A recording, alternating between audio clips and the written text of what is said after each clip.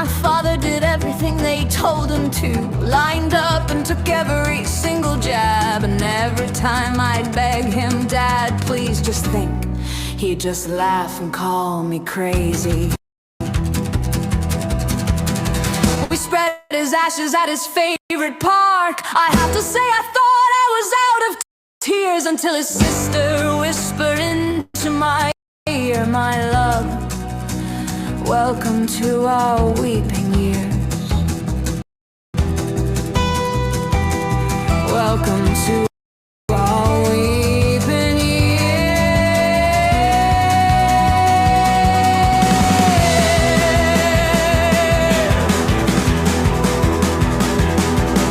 Tanya was a nurse working in the bush.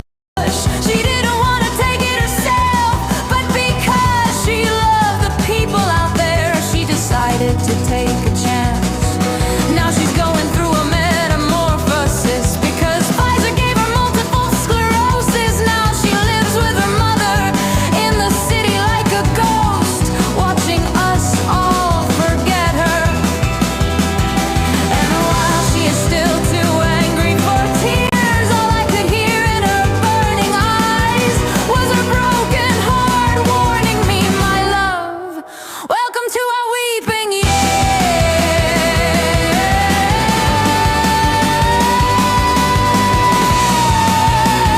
Welcome to the weeping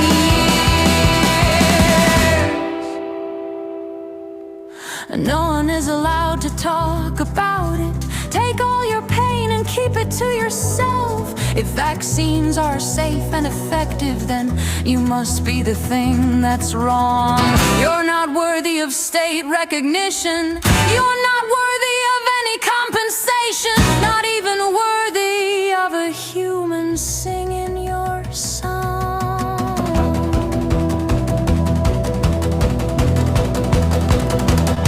She was 92 and dying in a nursing home, and because her family said no to the jabs, none of them were allowed to see her, so it was clear she would die alone. But then one of her older granddaughters took matters into her own hands. After dark, she would break into the home and sneak down the corridors like a thief. And while the cares were all watching TV, she would climb in bed and spoon her grandmother. She would get into her grandmother's foot and spoon. And even now I can see them there, huddled together like babes lost in the woods, as we in our endless madness, hurricanes around them, as our madness hurricanes.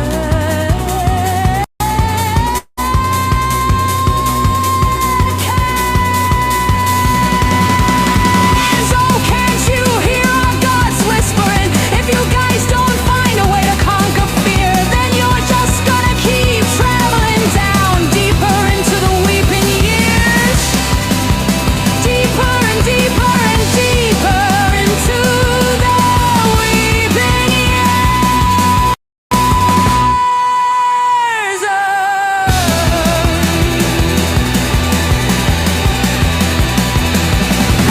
No one is allowed to talk about it. Take all your pain and keep it to yourself. Look around at all these tumultuous years, for lying has replaced the truth. And the one lie that they need to you to sell to your children is that their system cares for you.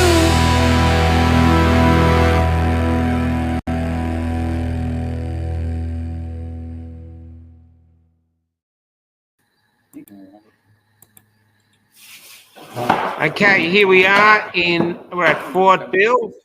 Let's go into the list here. Go on. So here we are, we've got William, we've got Dr. Paul Oosterhuis here, we've got Michael, Adrian. Over here hiding away is Angela. And behind me is our producer, Kelly. And we have to thank Ron for the 832 t-shirts. Yay. We're all in the Ron cult now. What about Roscoe? And Roscoe, sorry, I forgot Roscoe. But he's wearing a no-goat shirt. He's vintage. Yeah.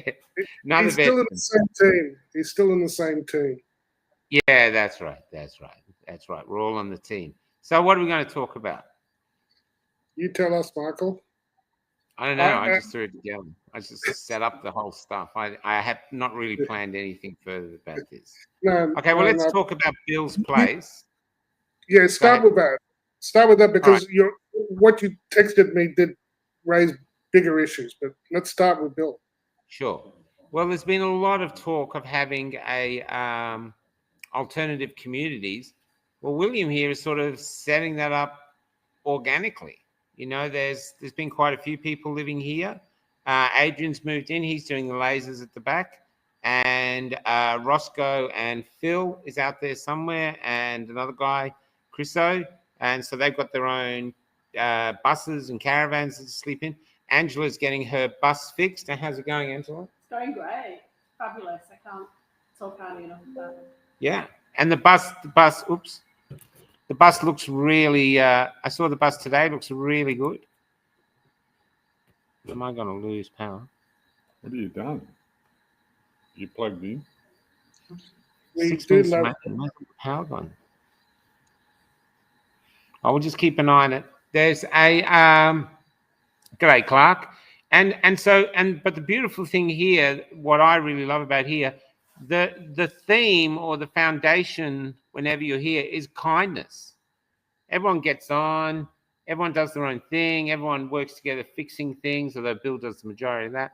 But there's a level of kindness to the whole place that comes from, you know, well, I guess Bill is starting it there because, you know, Angela was going on about how kind, you were saying how kind he was today. I was, yes.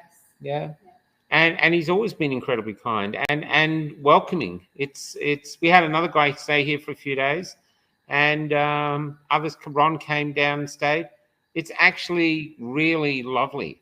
And you've got to remember that most of us didn't know each other before 5 years ago at all. Well, that's because of you. Yeah. Okay.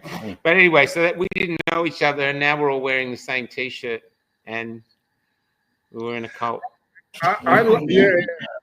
Look, you're in a cult that can actually make things and fix shit. Wow, that's one hell of a cult.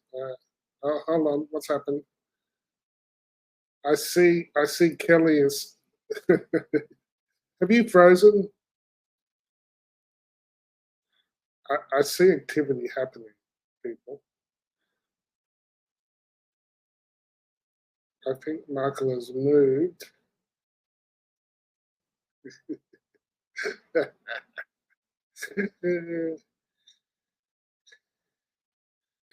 Did we say this was? How you doing? Thanks, Azio.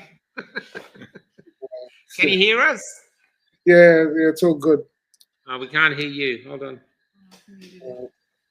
I'm muted. 2 secs. Try again, Paul. I was feeling it. Yeah. So anyway, that's so thanks for that. To Ron Kelly's computer now. I think that one might be dead. We've got enough power for now. Okay. Should be fine. So where were we up to? The cult joke? What was after that? But the other thing though, this is really interesting. I should get Bill talking now because he does talk. There's a what I find is that there is a community here. We might not have taken over Australia. We might not be have the winning new political party, but there's a connection between us. Michael there at the back, absolute veteran. He's been on the road going back and forth, visiting places. They're all veterans here. Bill was at Epic with us, and so yeah, Angela has been basically initially. There's a great interview I did with Angela today that'll go up. We'll get her. Move aside, Bill. Just move aside a bit so we can see Ange. There you go. So yeah. So this is what is happening here. I think this is kind of the way forward because basically, as I see it, the world is going somewhere colder, and we're not wanting to go there. So we're sort of being humans. Yeah, definitely. I think trying to look out for each other. Everyone that wants to look out for each other here, everyone does pitches in, like you're saying, to the best of their capabilities. I'm a bit of a bully when it comes to mechanicking. Yes. I've already heard about Michael's angle guide. So well, yeah, That spread that quick. yeah, it's Just like this much, a tiny little bit. yeah, I'm but a that's third year apprentice. I'm allowed to fuck third up. year. Actually, we were looking at his post last night, and at the bottom there's Meta, AI, and it comes up with me, Bill Lober, diesel mechanic, something, and then it goes in on some medical professor in America. That I'm like, it's mixed me up with a different Bill Lober, I think, in America. And everything it said on the first post was wrong. It's like 100% wrong. It didn't get any of it right. So it's like, you're not a professor yet, but look, you've got skill sets which are really valuable. You've got skill sets which are incredibly valuable, and to be able to help and teach, that's mega cool. And I think our whole family have so many different skill sets we can. When Michael said this is the topic, alternative communities, or actually you said Exodus, and so that's where I started, and we should come back to that because that's about freedom rather than necessarily a place or any specific community. So that's a much bigger question, is what I mean. But alternative communities, I said, that's awesome because. My readings are we're going into like a Great Depression sort of situation possibly now. And in the last Great Depression, in the 1920s, what got people through is community. Yeah. And we've largely lost community. So, but we do have a community, is the point, and we have to be understanding, like you say, about having the right mix, and there being rules, like at Epic, it was great and everyone pitched in, but over time, there's responsibilities and there's rules and different sort of communities with different sort of, emphasis, and that's okay because ultimately there's enough of us, we work together, and then we're more than just a community. We're a movement. We're I'm thinking of Havel, Václav Havel, and the parallel societies, the people who choose not to comply, who don't engage in, because from what I'm saying, we're coming into a time of with the digital IDs and all that. It's complete surveillance state, and it's about complete control. It's really serious. It's like they want to bring back the age of the pharaohs. It's like the Nazis and the communists had a baby that was born out of an alien incubator. It's that level of serious, the level of control that they want, and so it's for our freedom-minded community to think, well, how are we going to live in this world in a way that honors our values, and we may well have to interact with if you're traveling or whatever, it may be a global thing but once the banks have it, once they can control and count everything you buy, and once they control the internet and they have records on everything you see, are you guys still there? I don't know if they can hear me. Hello. Hello. We just missed you. You got up to the point where you said APRA is a load of dickheads. What were you? We missed a bit after that. I was talking about the surveillance is really, really draconian.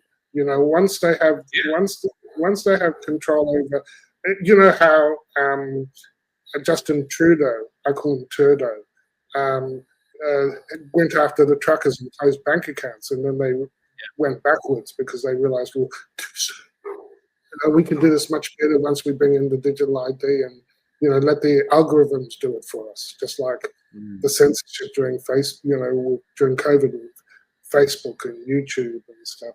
So that's where we're heading, and I think as a community, if we have to be prepared to make choices about how much we're willing to live outside, you know.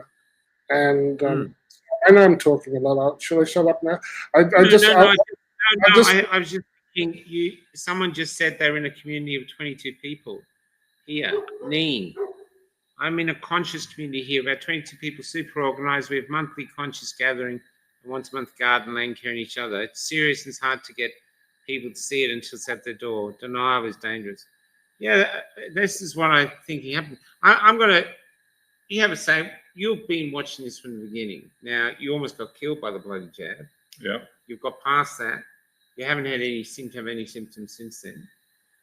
No, I've been a bit apprehensive that something's going to happen, but I try and push that out and not think about it, try not to manifest it. Well, how can you do it? You can't walk around with thinking you're a time bomb waiting to go off. So, I don't think about it, but no,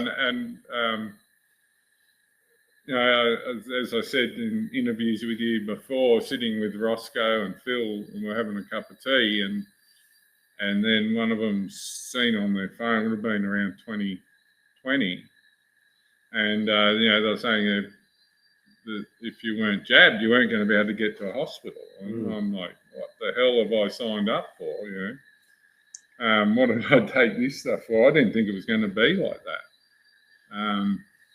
Although people had said it, and I know hindsight's an easy thing to judge with, but I look back at it and I think I sort of felt there was something off with it. But I really wanted to go overseas and go drive this really nice, fast car through the Pyrenees Mountains and up through Italy, and Yeah. So I did it because I thought, it's not an unfair call to expect it to go overseas. But the thing was, I took it. It affected me quite badly, and then I couldn't go overseas anyway, and they shut all the international borders. So it was like, anyway, it's just. But how are you seeing it now? So I'm going to chat to Michael later, but about the movement, because there's been real pressures against the movement from growing strong to sort of. Well, I think people have become. They don't want to. So a lot of people I know who were very opposed to it are now they're so in debt. So everyone in Sydney is, like what are they? $1 million plus for a house. Maybe more, up to 4 million, depending on where they bought them. And then how long have they been paying that debt for? 10 years or something, probably just servicing the interest on it. And for what? So if they don't take this jab and don't go along with the procedure, they could lose 10 years of working for naught. So I think that's this hammer they've got hanging over everyone's head, to comply and step into line. And and then on the other side, I see people like most of the people here that can't. They can't go and buy somewhere. They can't afford to live. They can't afford to rent. They can't. We're between everyone here. We're lucky to pay for the electricity at the moment. It's like everything's just. Bought 200 litres of diesel for tractors and machines today, and that's $300 and something just to drive a tractor. That'll last a few months, but it's just got ridiculous, the whole cost of living. So I think they're controlling us, and it's by design for sure. So so I think until we see something else happen and people lose more and it gets to the point where they don't have anything to lose, I don't think anything's going to happen. I think people are just going to keep plodding along. You know, I'm sick of hearing people got to wake up. I believe they're awake. They're just hiding under the bed, pretending it's not happening. Okay, drop there. Yep. I agree. There's someone wants. Adrian, can you bring come up here? So somebody wanted to hear. This is crazy, Adrian. So he's the one that does all the. Yeah, you be closer, otherwise the mic won't hear. So he's the one that does all the engraving. Why didn't you take it? Or did you take it? No, I didn't take one. Didn't take a single one. So is this your one day of sanity or what? There's no days of sanity for me. Now, but why didn't you take it? What made you decide not to? Because you paid a price for it. Yeah, I know I paid a price for it, but I mean, I could see through it. I could see there was something not right about it. And I saw in the beginning when China was posting all the videos of people cut, keeling over in the street, from the so-called virus. And then, and then to find out later on, it was actually just a sell-up, it was just actors. And no, I've just been dead against it right from the beginning. My family, all my family, were fully jabbed. Brothers had 10 of them. So, but yeah,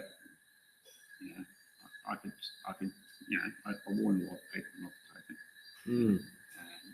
it. And now, ignored. And now in the community, you're the laser engraver. Oh yeah, crazy Adrian. So he's the lazy engraver now for the community, and there's people out there who have coasters and other stuff. So he takes photos at the Freedom Movement post, and he makes them into what do you make them into?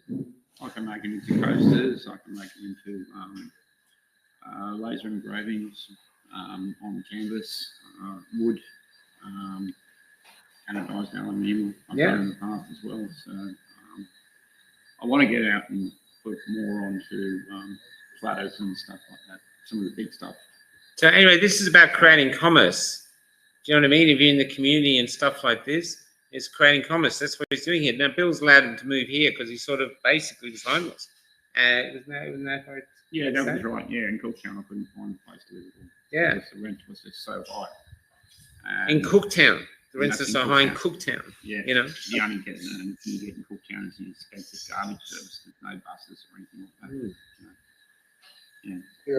like that. I don't think the housing issue can get. I mean, it's going to get worse.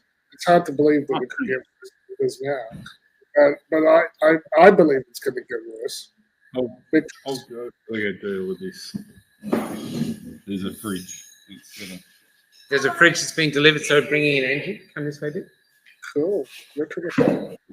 So this is Angie. Hi. So Angie's bus is here. Angie's. So how long have you been here now? 5 months? Yeah, since July. So she's well, I've done an interview with Angela. Go up tomorrow, but there's some things we can talk about now. How are you finding it here? Living here as a single woman. It's a great community. It's very supportive. The guys are great. Do great work. I mean, to me, it's sort of a vision for how we should be living and how we can be collaborative for the future. So, it's about creating that community and creating the world and the earth, how we should be living in Earth. So, we exchange what we can and use our skills in whatever way we can. The other interesting thing that Angie brings up in her interview is there's no destinations for any of us. I have no idea where I'm going to end up. I leave tomorrow. I'm heading to Perth. What happens between here and Perth? Where after Perth? I have no idea. You have no idea where you're going, do you? No. And for most people, that's terrifying. But we've been doing it now for so many years. It's not terrifying. It's actually quite exhilarating. It's the sense of freedom.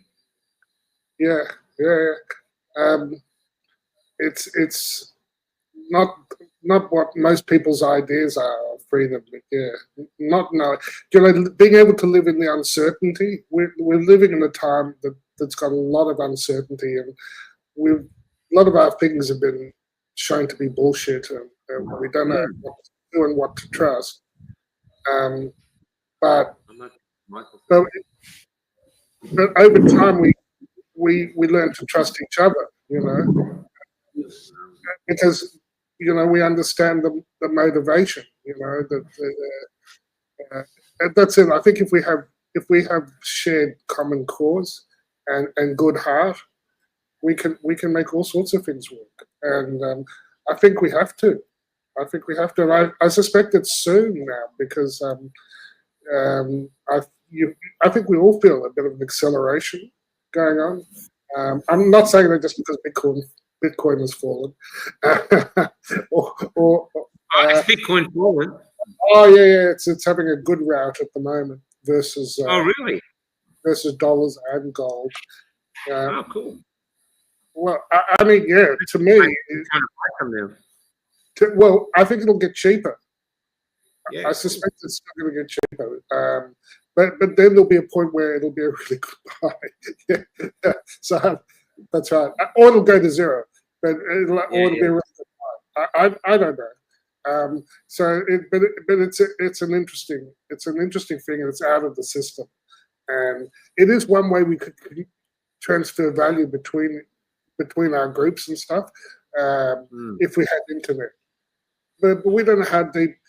I don't know if we're going to have to go back, Michael, to 1980s type technology, pre-digital technology. Maybe we'll be getting back to CB radios and cassette tapes. CB radio. The pre-digital age. Do we want to live in areas where there aren't 5G towers around, where there aren't mobile phone towers around? We don't have everywhere. Oh yeah. You want to live in a place without cameras? Do we have a right to live, like even within the cities? Can we decide? No, my suburb, we don't do that fuck shit. Okay, we allow people to be go around unsurveilled. But my point is, with the problem with the digital ID is they'll know everywhere you've gone and everything. You bought a soda here, you bought a pork rinds there, whatever. They'll know everything about your life. And to me, that's if the Stasi and the CCP had this sort of KGB had this sort of data, they would 40 years ago they would have blown their minds. Yeah. I was going to introduce Michael. So Michael's been a veteran, literally from the beginning, but I mean, right out there. Been traveling Australia with a little group, weren't you? Yeah. How far did you get? So we've done Queensland twice. Yeah. So I've done it with first group of people, Shannon and Lily. We went right to the top end. So we've done all the coastline, tablelands, then went inland, town to town, just spreading the seed. And what did you find? What we found was freedom everywhere. Like, I mean, everywhere. Every town we went to, we were welcomed. People were open and listening. A lot of people are aware out there. Every town. I'm not going to say one or two towns were really. No, the country towns. Everyone knows something. I don't believe there's a lot of people sleep anymore. Yeah. So no, open to the information. Yeah. We're all about not just getting information out, but what's really important is healing. Yeah. So we have so many good doctors and naturopaths and stuff working within our freedom movement now. So get the information. That's a great point. Just going to say, because Michael said something yesterday, which I want to talk about, which he said our community is evolving. It's not, someone said, oh, it's dissipating. No. So no, it's evolving. It's going, okay, at 5 years of trying to hit people with the truth, hasn't worked. What people are thinking it is evolving, but is because we've been so in the face on social media. Yeah. For some reason now we've gone underground, I suppose you would say. Yeah. And that's where these communities are. It's not just Bill's. Bill's awesome. Yeah, it is. But everywhere I'm going, I am seeing little communities popping up everywhere. Me too. And that's our true strength. Yeah.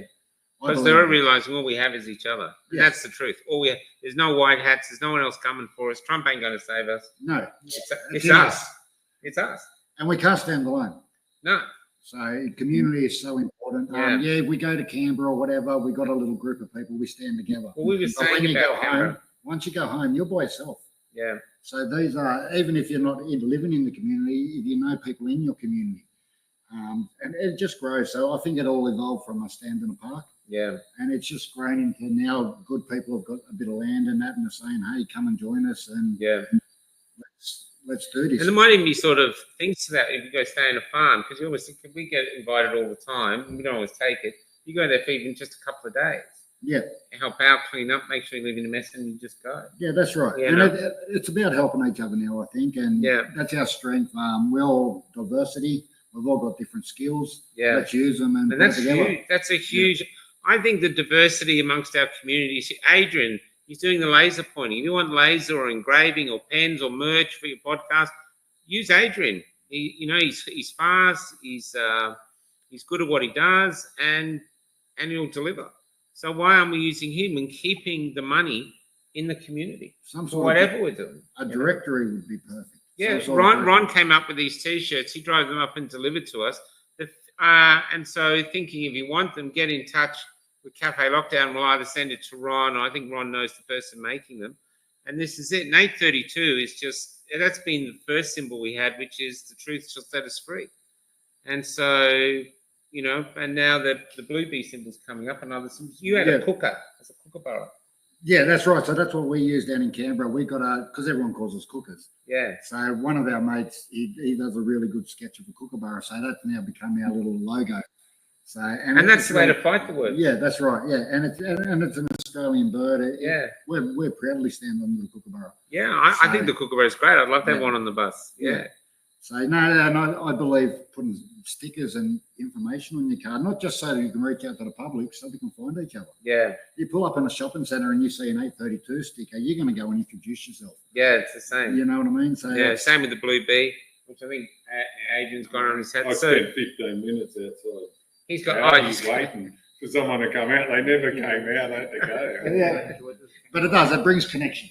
Bill's got the so we got the cafe got the What the F Boys here. That's Bill's, and then of course he calls a great conference theory with the Wokey versus Warrior, I've got George's hat on. Thanks, George. which he stole from somewhere. I don't know where he got it from. Just he manifested it and it just turned up. There's things like this, but you're saying now though that we're evolving, so we're coming closer. Because look, there's a strange connection between us. Yeah. We don't understand it. And we're not But it's just mates. real. I believe we're family. Yeah, So It's strange, man. Yeah. It's lovely strange. yeah. So yeah, no, community is at the moment. I think that's our focus. Yeah. Oh, and Mick was talking about. We were talking about Epic. Did you go to Epic? No. Okay. We're talking about Epic, and Bill went, and it was people. Michael was saying that, people were saying let's go back to Canberra, but the initial call to Epic was a spiritual calling. We weren't doing it because we saw a poster. There was no organizer. There was no organizer for it. I was there with Paul a lot. There was something you said to yourself. I've got to go to Canberra. Yeah. I had to go. And I rang a friend and he's like, I've just booked a hotel. It was quite organic. I'm glad he got that hotel because I tried to get into Epic Park. Couldn't get near the joint. And I think everyone who didn't go really wanted to go. So you were there because we were the ambassadors for everyone. I didn't go. I didn't have transport to get there. Yeah. But I had a work vehicle, and my kids they're not interested in what we do. Yeah. But I had my youngest son, and at the time the convoy was coming through, and I thought the least I could do was jump in the work car and at least escort them through town. So I said, "Come on, boy." We got the flags out, and away we went. And it turned out what was going to be just for a town. 4 hours later, we went the whole way to Sydney with them. Oh, really? But what I thought was amazing, and I don't think people realised it, was the amount of people on the sides of the roads and the amount of people that were on the bridges with flags. And my son, who is not interested, my son's not interested in freedom, and he said to me, "Dad, this is the most exciting thing I've ever done." Yeah. So yeah. I remember. Did you see them, Paul? We came up from Melbourne down the Hume, and every bridge had people waving us on. That's sort of how I learned it was happening. I was driving back from Byron Bay with the kids, and we saw things over the overpasses coming from northern New South Wales into all the way down the coast, and it was a convoy.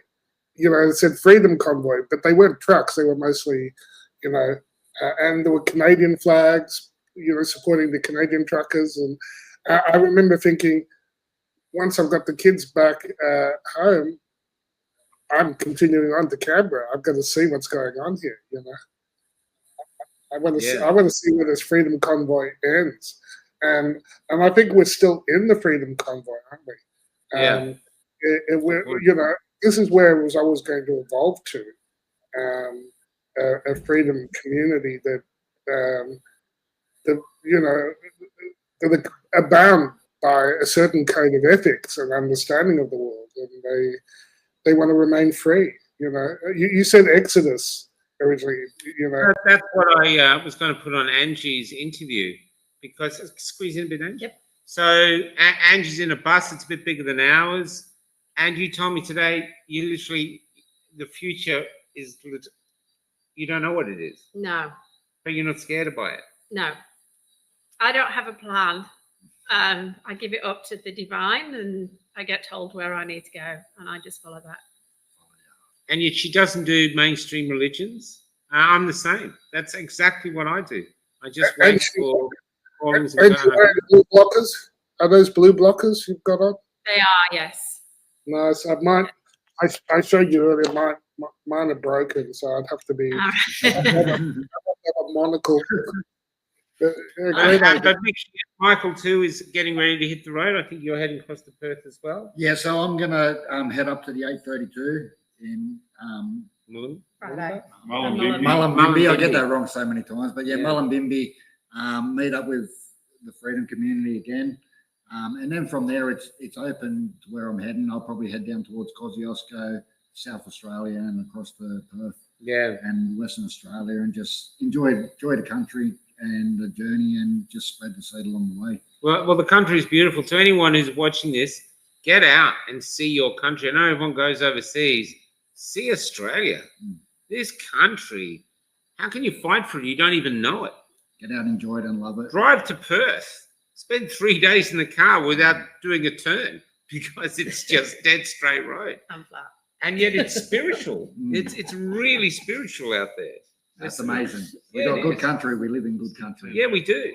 And so that's how we get our identity back, reminding us this is our country. We're the current custodians. You know what I mean? And why not fight for it? The other thing too, I think what Angie's doing and Michael taking off, and what we're doing too, is living. And I think at the moment they're trying to shame us. They're trying to make us feel like we're taking up space. Canada was just bragging. I saw it on George's show, that in the next few years with their maids, medically assisted dying, they're going to kill 13 million Canadians. That's what they've said in the next few years. George found it in a stat. I don't know if it's 5 years or 10 years. That's like really half the population, isn't it? I don't know, but that's what they said. I know it might be 10 years, but the thing is, that's what they're planning. And what they're saying there is, hey, look, you're 60 now, what have you done? You're taking up space in the bus. Why don't you do something good? Take one for the team and die. And so this is the same to all of us. And so they're making us feel worthless. They make our kids feel worthless. They make our young men feel worthless. So I think we fight back by celebrating being alive. Roscoe speaking. It's a big moment. Hospital today, the first in New South Wales for the volunteer assisted dying. Wow. Squeeze in, man. I'll pull the shit out. It's like musical chairs here, eh?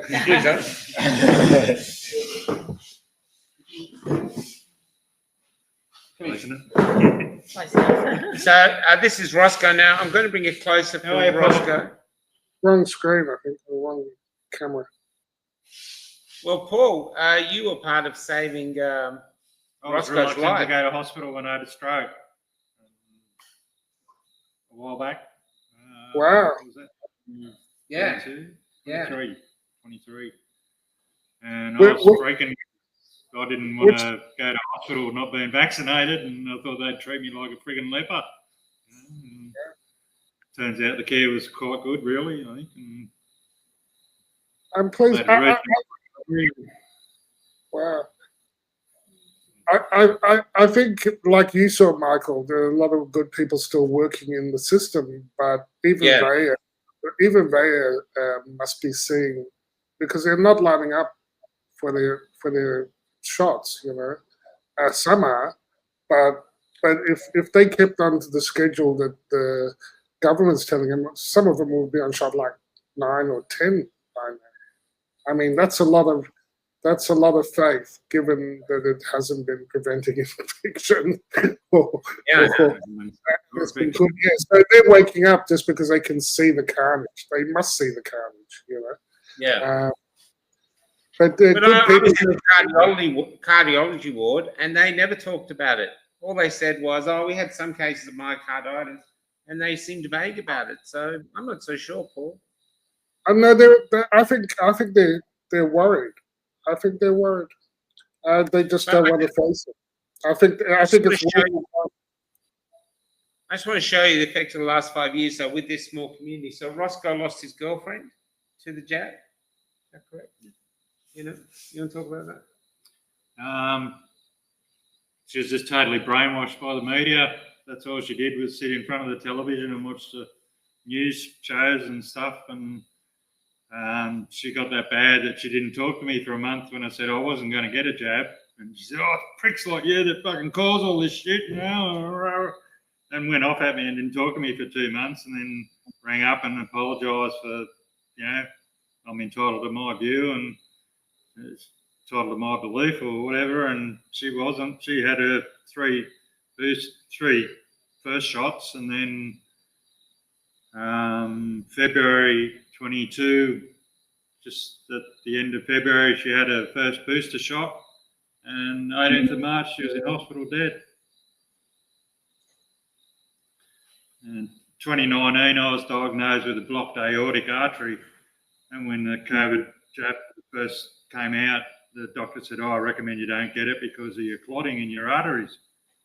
Saw her like 6 weeks later, and she went, "No, you'll be fine, go and get it," and I gone, "Back the truck up, there's something wrong here. They're telling me they've found this supposed virus and they've already got a cure for it. Yeah, get real." So that was sort of my introduction to COVID, really, I suppose. So, and for those willing to speak honestly about it, this is everywhere you go.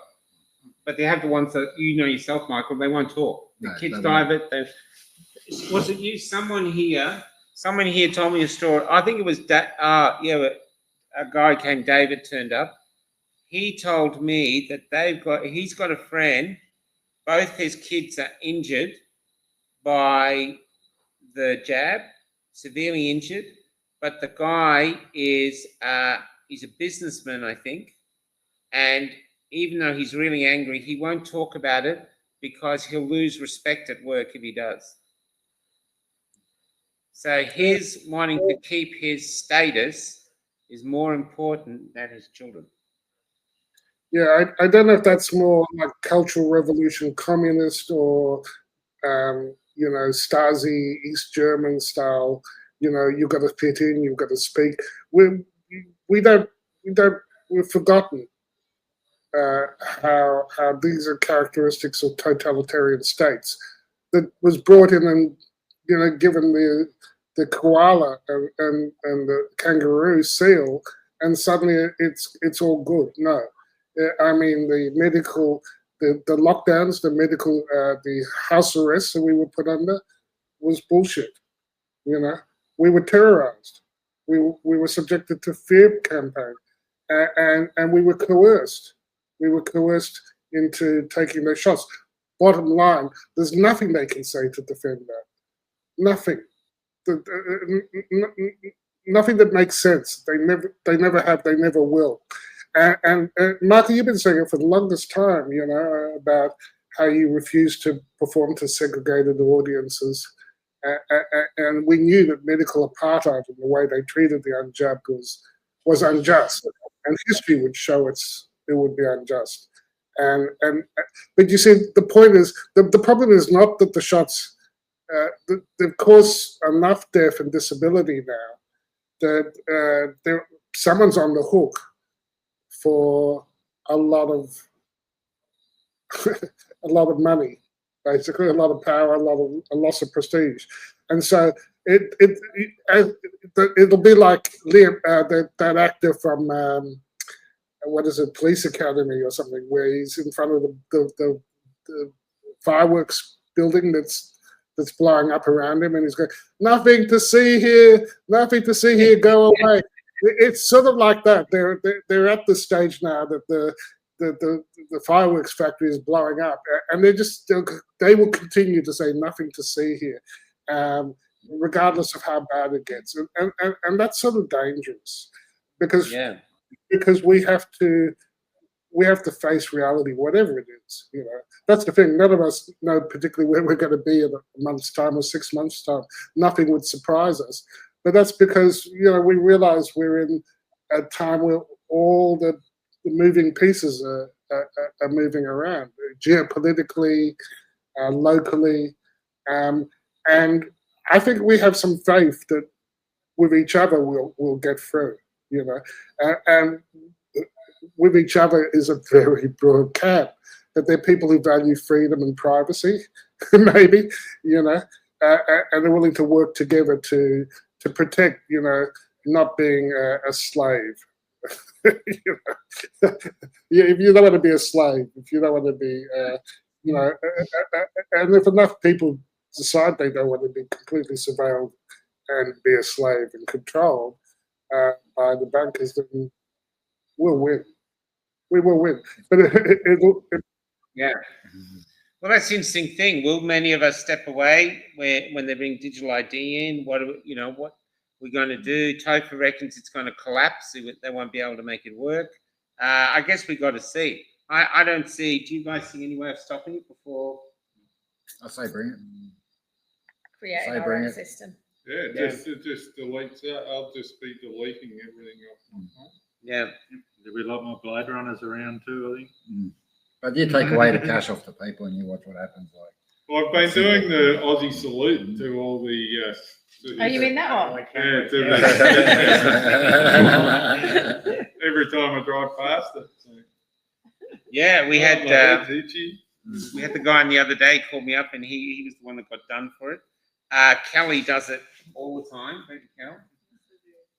She's constantly birding, so we've got about $300,000 worth. So there's and so this is it. But the other thing, though, that I think we haven't recognised, because we've been the freedom community, been so busy trying to fix things, we haven't actually stopped and looked at ourselves and gone, "Where's something brand new? We've never had this before." You people who don't know each other sitting down, we're talking about things that matter, philosophy, ways forward, alternative societies. What sort of society do you want to leave to our children?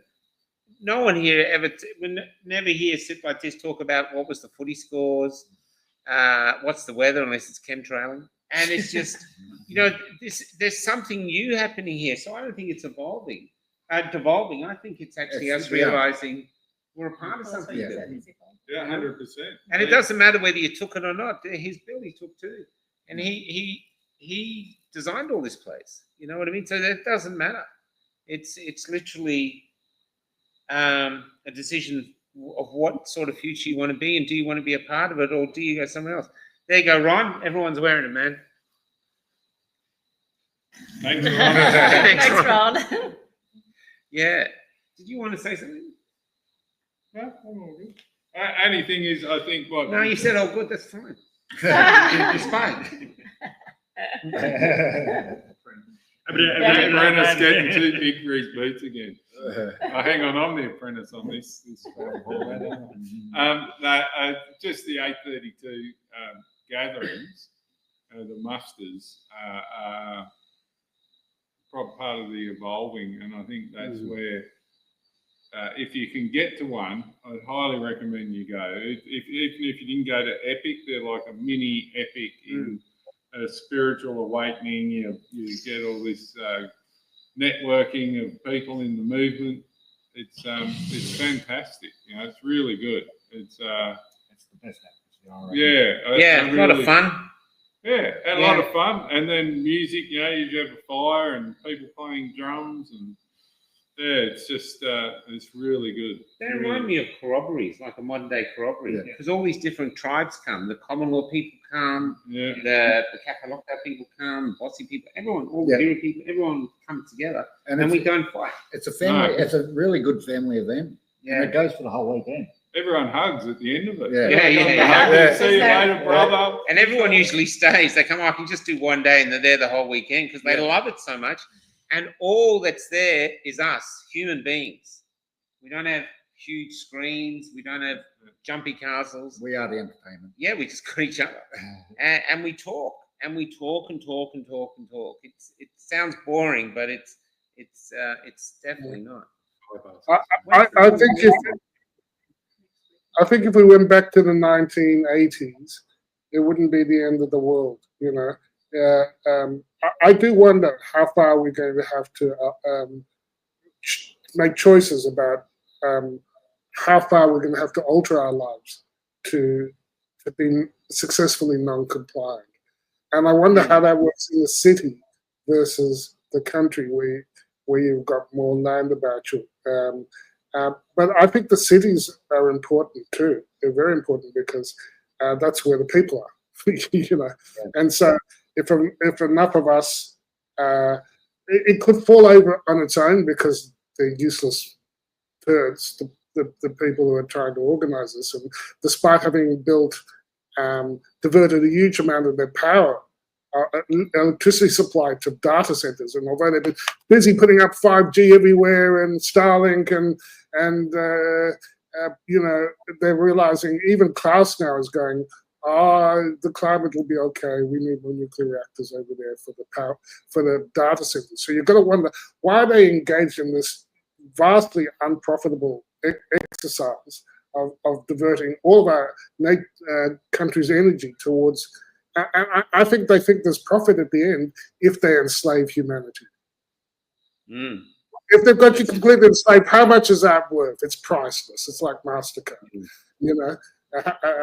So that's what they want. They want to enslave the whole of humanity. Or you could trust them. It's secure, it's convenient, and it's voluntary. You can trust them. You know, personally, I don't trust the government much after what I've seen in the last 5 years, and I don't trust them with the money system anymore. I don't trust the banks with the money system. I think that's how we really get free. You know, honestly, and you can do that wherever. And I was going to say, the real exodus or freedom starts in our minds. You know, it's a question of what are the things that we're going to tolerate and comply with, and at what level are we going to go? Nah. No. And so I love communities that can do shit, whatever that is. And between us, we've got a country, we've got a globe worth of people that have something to offer here. So it's really exciting in a way, because this is it. This is the main match now. This is not a rehearsal, guys. This is happening. The game is on. The actual game is on, so we don't have to wait too long to see how this is going to play out. And I think, I'm just speaking frankly, I think we can all see that. I could be wrong. Maybe, let's say it goes for another year, another two. I don't think so, though. So yeah. No, I don't think it's over. Well, I have a question. Cal, do you think it's over? You've been on the road with me.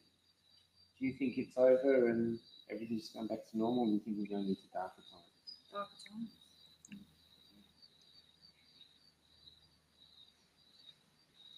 I hope they do bring it on harder, and I hope they push it harder, because then that'll be the tipping point, I think. Yeah. At the moment, everyone's happy to think it's okay and everything's all right, but if they push harder, like they pull their foot off the throttle during COVID, because they realised, you know, when everyone turned up down at Canberra, and it was for a few weeks in a row that it happened. I don't think they would have. I think they would have kept pushing it. But I think all the major capital cities and what was going on down at Canberra, they were like, "Oh man, we better back off a bit." Yeah. I think they underestimated the people. Yeah. Yeah. And they underestimate, and I think they overestimated the power of AI. I know there's a lot of fear mongering amongst the people, but like we were looking last night, it can't get much right. Like you look at what Meta says underneath all your, and it's got it puts the wrong, it makes me a professor in America or medical health and science or something. I'm like, there's another Bill Labor in America. But Maybe it you ain't should just me. take it like a CV. Go, look, I'm Oh, a yeah, look, professor that's in something. You know, No, it was like turn up and do the immunology or job. something. It was like, wow. AI's never wrong. Immunology, that's so funny. Yes. Immunology. Don't take that, mate. That's what it said. That's what this Dr. Bill Labor in America is. Yeah, Professor. yeah. Here's another thing. How many of you watch mainstream TV? I do go on and just browse on just to watch the ratings, and I'll tell you what, they've gone downhill. Oh, really? Oh yeah, their ratings are. You say Channel 7 or something like that news, they would have got millions of views. Yeah. Now, and the comments. So 4 years ago, if we put up something like if they put up vaccinate your children, we would put up a comment, no, it's dangerous, and we would be written off. Yeah. Now you go and look at the algorithm and the ratings, and they are absolutely being written off by everybody. Yeah, I know. There's only 1 or 2 comments saying take it. Well, they closed the comment. Yeah. Yeah, that's right. Yeah. So they've been downhill, Yeah. big time. And that's probably a bot. That's probably a bot too. Something like 40% of the internet, was it 25%? Some huge percentage are bots now. So we think we're dealing with people, and no, we're just dealing with bots already. So that's the problem with social media. It's a bit toxic, depending on what feed they serve you to elicit whatever emotions they want at the time. So look, we'll be. This is what I mean. I remember growing up in the 70s and 80s, and life was fun. I took my son outside today, and I was like, look, this is the real world. This is the real connection, because they can get lost in their blue screens, and we all can. The time I'm most fearful, before COVID, I noticed everyone was, on their devices constantly. I'd go down to Bondi Beach, and beautiful day and lots to see. And when I see more than half the people looking at their hands, I know, oh shit, something big is coming, because when people are looking at the real world and enjoying the sun and the surf, there's no problem. The world's absolutely fine. It's not a bad thing. I know they're saying for the children. We're doing the social media ban to protect the children, and we know that's bullshit. We know that's bullshit. It's about control, and once you're and maybe about exterminating us, but and that they need to control the outcome or whatever is coming next. It's going to be exciting, but it's for all the marbles. It's for all the property. It's for all the control, and we're in for some fun time. I think it's going to be really, but it's going to be. It will only be doable if we work out how to do this together, as a community, as a global community. It'll probably be some 14-year-old kid who gives you the hack to get around the thing, or who takes down the Goliath of this AI Sauron, who wants to look into every aspect of your life, and suddenly the 57th data center goes in flames or something from all the data compute. I think they're going to fail too, but we've got to be prepared that we might have to live with it for a while. We have to think through that because it's coming soon. Well, I think I'm in agreement with the lads. I think we have to go there. I think the people have to have it harder before they'll go, okay, this is enough. It's got to pop the bubble. We've already said no, but everyone has a different Yeah, threshold, exactly. So this is what we have to wait for, I think. And I- they're being offered a future they don't want. It's not conducive to their souls. This is why we're here. Look, we're on. I called all of us really. We're orphans of Goodbye Road. We got kicked out of society, and we found each other. We were expected to die, or be imprisoned, or come running back screaming, "Please jab me, let me back in." But instead, we've forged a new community, and we're in the early stages of building it. You know. And I don't think it was, you're one person. There's Yeah. many out there. There's Hoodie and Woody, Tom yeah. Rada. I'm talking about all of them. Yeah, that's not what just I mean. me. But No. they brought everyone together, which Yeah. is, I think, something they underestimated. And I think every time they try and make, and I'm talking about the swamp rats, I think they're at the top of the ladder, but they're really not. I don't like calling them anything else but a swamp rat, because that's what they are. I don't think they underestimate everything and then overestimate their powers, like AI, and then they underestimate what the people will do and what the pushback will be. And I think they hope for things like, at Epic, Canberra, there was all the police, and I've had several people who went inadvertently into the basement, and there was all this SWAT team, all heavily armed, ready to go back at everything. Yeah. And I think that I had a couple of people that were trying to incite riot, but whatever they had going there, and I've seen photos of these dish things up below on the mountain. And there was a couple in boats, and it wasn't LRAD, it wasn't those speakers. No, it was something else. It was something else, and I think that's what was stopping the phone signals from working. But I think that I tried to walk up because we went, there's a second stage. We didn't know. Someone got on the bottom stage, went, that mob up there, and we went, what? Oh. So we went and walked up there, and I got just over the bridge. There was 7 of us, and we all stopped.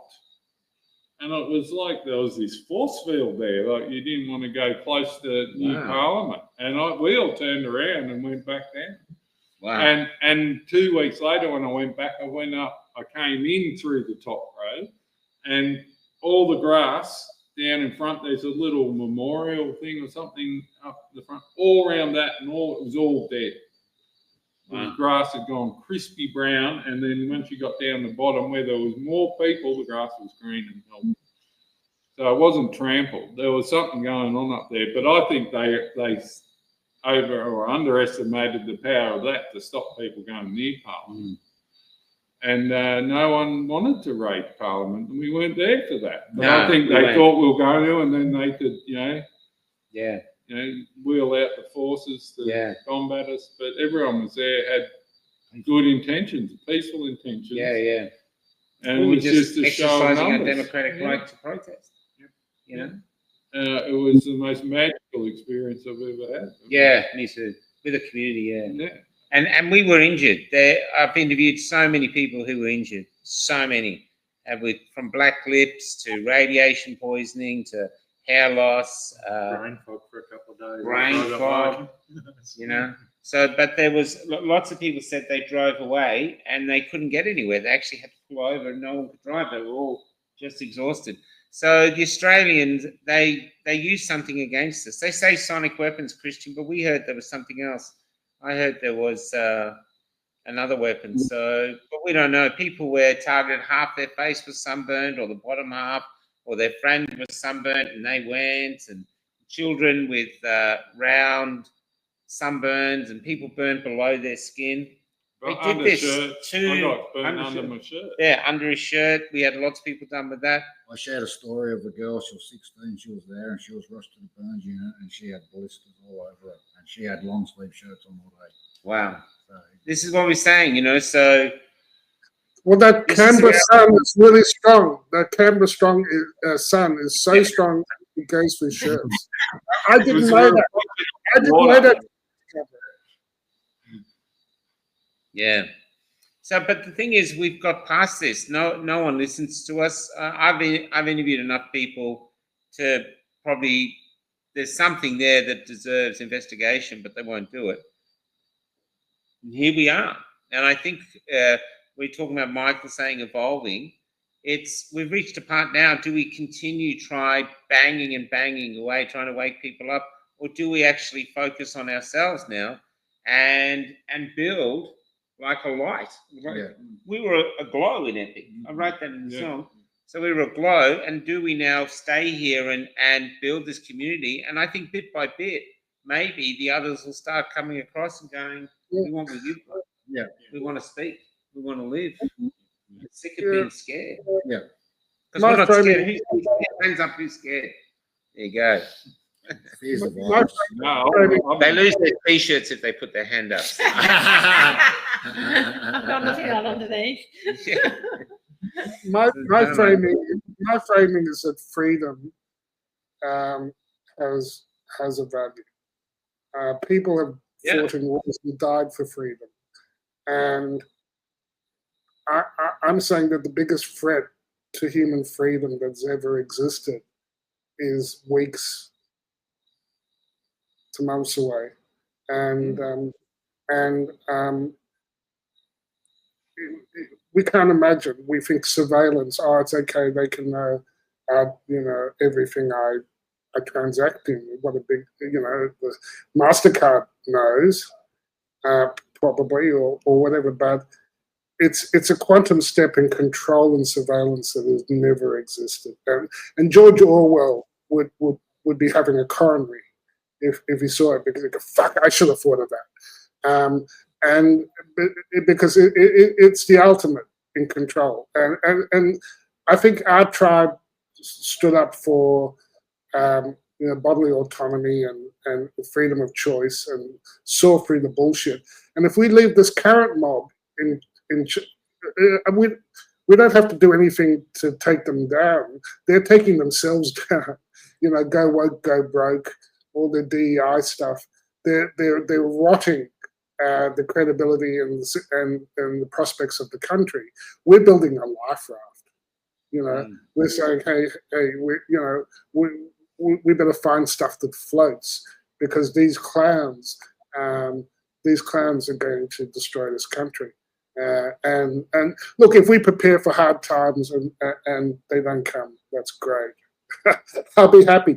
I think it's a blessing every day. I go out and everything's working and the sun is shining and the banks are still delivering their useless bits of plastic, and it's great. I love it. But I think one day soon it won't, and then we're going to have to find, as a community, we have to find ways to maintain privacy, to maintain our freedom of choice, be free from coercion, to be free from censorship and lies. We have to live free. For some of us, that's more important than second only to oxygen and water. Well, maybe that's what we are. We have to be symbols of freedom. Through basically, we're going to say what we want to say. We're going to live how we want to live, and we become symbols of freedom like that. It's an ideology, really, that we are on a definition of freedom, or it's within all of us. And the other beautiful thing about this place too is for the common law people. We did in the interview with Ange today. There hasn't been any conflicts that I've noticed here, unless they're all happening behind my back. And I think it's a common law thing. First rule of common law: do no harm. So people just help out with each other. Phil's out there. Phil is the hardest working unemployed person I know. He's working his cars all day. He really does. He's just out there, and he's not aware this is on him. He'd be in with his nipples. He's got big tits. But there's he's very upset about it. But so I probably shouldn't mention it online to people. But anyway, there's you did though. there's and stuff like that. So yeah, and so this is for a night. It was nice to do this tonight. I know we've got an interview with Gert Vandenbosch coming on this weekend. Do you want to tell people who Gert is? Yeah, Gert Vandenbosch is a Belgian-based vaccine specialist. He's built vaccines. He's worked with the Bill and Melinda Gates Foundation. I think he was involved with SEP. He's a real insider, and he's super, super smart. And in 2021, he came out early on and said, not a good idea vaccinating large numbers of populations while you've got the infectious agent still going around, because you'll induce an immune escape pandemic. And that's what we're going to talk about. He's written a book called The Inescapable Immune Escape Pandemic. So, again, hope he's wrong. It were 4 of the tweets that they posts that they used to suspend me were about antibody-dependent enhancement, and one that actually mentioned Gert van den Bosch in my official complaint for suspension in 2021. So you know he's good. If the government comes after you with legal action and yanks your medical license over a couple of memes, a few posts on antibody-dependent enhancement and GERD, I'm looking forward to asking some questions. And again, I hope he's wrong, because the stakes are high if he is. And the solution, there are solutions and things we should do that we're not doing. Is the point? I'm still trying to save lives. Okay, I'm a stupid bastard, but I'm still thinking there are lives out there to be saved, and we have an idea if the worst case scenario happens. Well, one thing everyone's been saying here is that it's a shame, and Kelly's always on about it, is setting up our own medical system, because there's so many you doctors now, and so many nurses. It's a shame. I know the law won't allow us, but it'd be great if we need decentralized medicine, and we need to be empowered in our communities to be our own medics. And a doctor is like our trademark. It's a they've got complete control over the idea of what that is. I think medicine is evolving, and decentralized medicine will leave orthodoxy for dead, literally, because orthodoxy is a leading cause of death now in our society. So, I talked to this guy today, Forest of the Fallen, Ian, and he didn't believe. He believed that he's had 5 shots and he's had a Ozempic, and he thinks modern medicine is wonderful and he's fit and healthy, and I was so happy for him, all I could explain was, from where I'm sitting and my experience of the shit show, I have no trust in any of these products. And the good thing is that leads us towards decentralized medicine, understanding things about our body and our own potential for healing. And we've got to get our act together.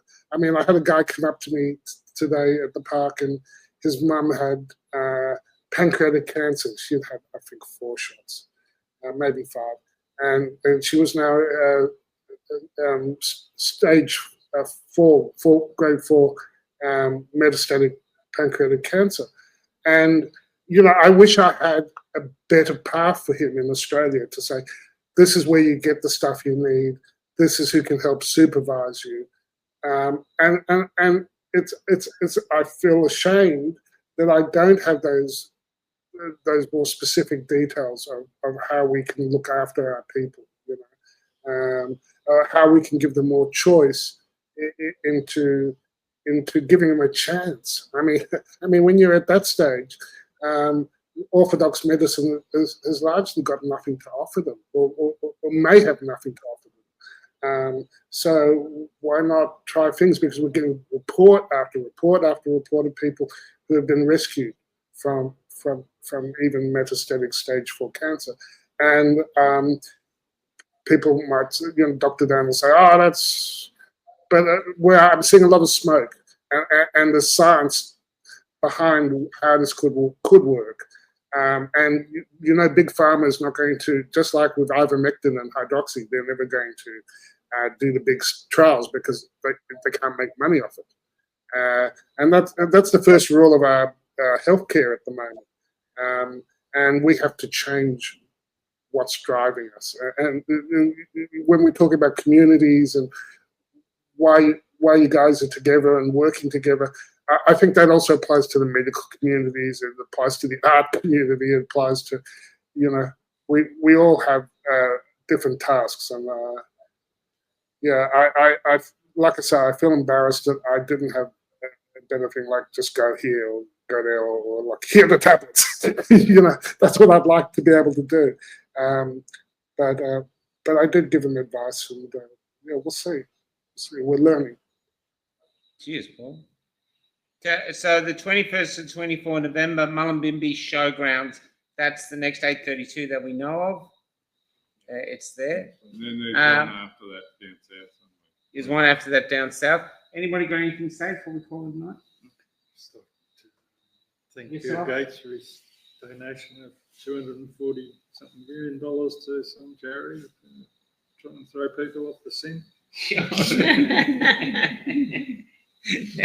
I wonder if that was like in his like the change drawer in your car. I wonder if that was like I would have been in his sock drawer. his sock drawer. Oh, what's this? What's this? 240 million. This will get me off the thing. So yeah, anyone else? No, that's it. Thing? It's been great staying here, Bill.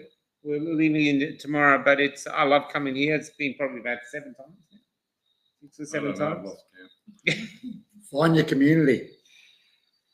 Find and celebrate your community and celebrate being a human being. Start celebrating, because if the way I've been off social media now, like I used to be on Ask Keller, I've been on every 5 minutes. Now I'm not. I'm actually not looking at it as much. And I'm finding my soul is breathing. And you're looking at this beautiful world and you think this world is beautiful. It's a gift to be a human being. The big con is they're making it like everything's going wrong. It's our fault. Maybe we should get rid of you. Well, it's like, fuck you. We're here, and that being a human being is something wonderful. And I think we should start celebrating that by living. And I think that is an effective way to protest, because people will start wanting to come across. Get on Suno, write songs with AI, post them, start breaking through your fear barriers. Do something like, look at Ange. They're here living in a bus. I've got Cal living in a bus with me. She's working on the bus now. It's amazing life we have. Roscoe, he's a hairdresser. I don't know. My comment. Don't take this. Embrace He's actually a good uncertainty. hairdresser. Make friends with uncertainty. Yeah. Yes. And we don't miss everything we've lost. Our community doesn't regret it. How many people have you met, Michael, on the road who said, I wish I'd taken it? None. How many of you met, Paul, who wished they'd taken it? Who hadn't taken it? No one. And I've interviewed scores of people. I had one woman who was just so sad that she wondered it. She wondered about taking it. That's one. Everyone else says no. Everyone else is moving ahead. I wish I hadn't.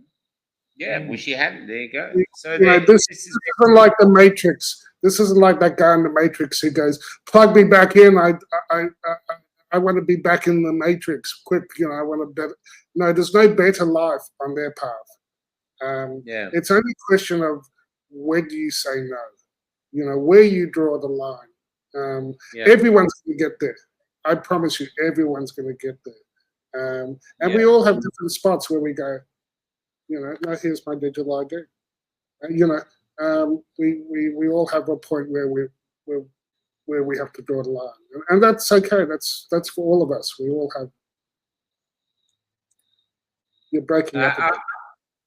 Okay. Well, I'm going to go out. I'm going to play now. We're all a bit tired, so I'm going to play our epic songs. This is epic. And what we did say with Michael, and I think Bill as well, is I think every year now we should all take a day off on the day of, which is the 12th of February. Yep. And we should just have podcasts about it all day, share our stories. John Stapleton and I are thinking of asking people to send in their stories in literature or put it in books. That should become a part of our folklore. Epic. Our grandkids should say, oh, my grandparents always used to talk about epic. We keep it alive. It was something special. It's the womb of us. The day Australia stood up. The modern day Eureka Stockade. That's right. Modern day Eureka Stockade. Okay. Take care. Great to see you, Paul. You're looking good, man. You're looking good. Michael. See you guys. Bye, everyone. See everybody out there. And this is our tribute epic.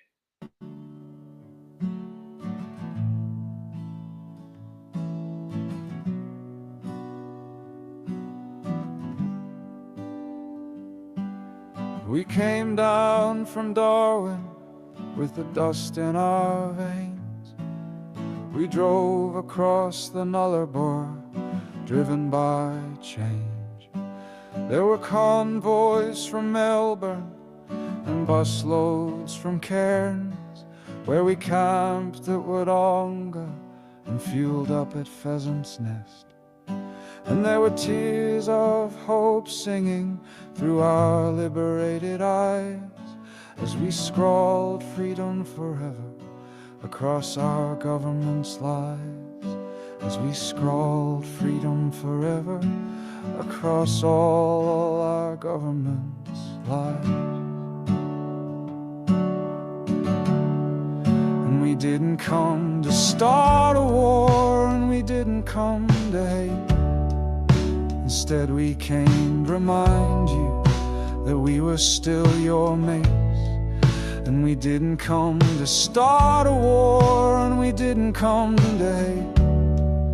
Instead we came to remind you that it was not too late.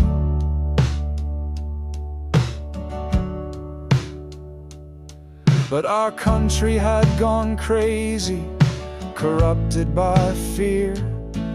And before us the long path was already flooded with tears.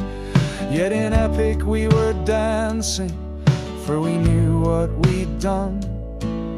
Together we'd made the birth of all our freedoms. And this new cry for liberty were the smiles in our hugs, as the cops haunted our periphery like tyranny's new thugs. But for one night in Canberra we knew we were aglow, and our luminance was shining like a beacon of hope. And we didn't come to start a war, and we didn't come to hate. Instead we came to remind you that we were still your mates. And we didn't come to start a war, and we didn't come to hate. Instead we came to remind you that it was not too late.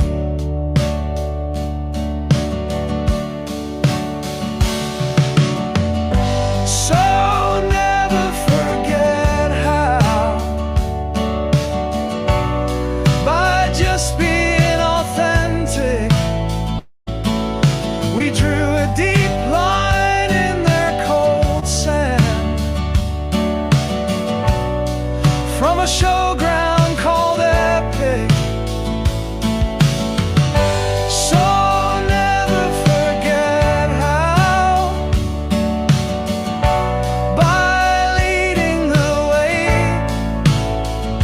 we wrote a fresh song of freedom that you can still sing today.